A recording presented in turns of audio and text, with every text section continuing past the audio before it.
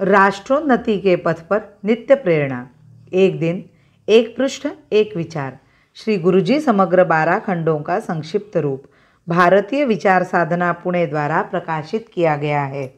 मैं डॉक्टर श्रीमती स्वाति सदानंद गोडबोले इन विचारों के एक पृष्ठ को प्रतिदिन वाचन के माध्यम से आप तक पहुंचाने का प्रयास कर रही हूं। यह प्रकाशित विचार हमें प्रतिदिन प्रेरणा देते रहेंगे। आज दिनांक 7 दिसंबर का विचार। जागतिक शांति भारत के जीवन दर्शन से ही संभव। अर्थव्यवस्था के परिवर्तन मात्र से मानव के सहस्त्रों वर्षों के स्वभाव नहीं बदलते। यद्यपि आर्थिक समानता का प्रचार किया जाता है एवं वैसी ही शिक्षा भी दी जाती है। बाल्यकाल से ही विज्ञान तथा अर्थप्रधान साम्यवाद के संस्कार कर अन्य सब प्रकार के विचार संस्कारों के प्रति घृणा निर्माण करने का आयोजन भी किया जाता है।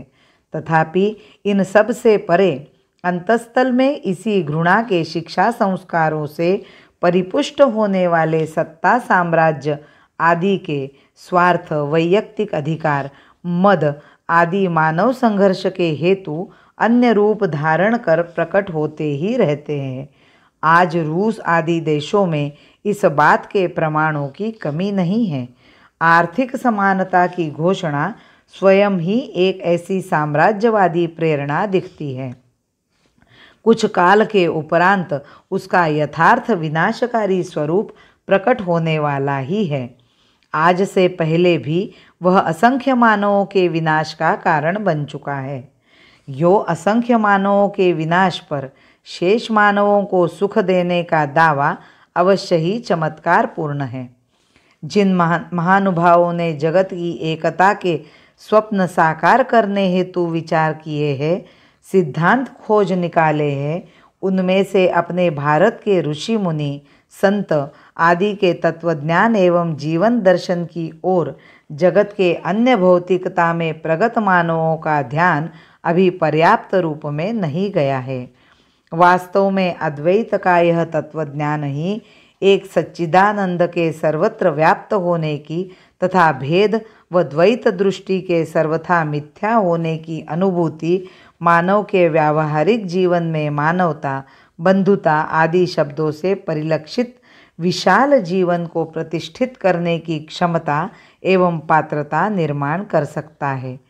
विविधता में एकता का साक्षात दर्शन इसी तत्वज्ञान की नितांत सत्यता की ओर संकेत करने लगा है, बढ़ने लगा है। इसी तत्वज्ञान की उपासना होना तथा इस ज्ञान को ही जीवन का आधार बनाकर चलना शांति, सुखपूर्ण बंधुभाव से दृढ़ एकात्मपूर्ण मानवता की चिरंजीवी स्थिति के लिए अनिवार्य रूप से आवश्यक है।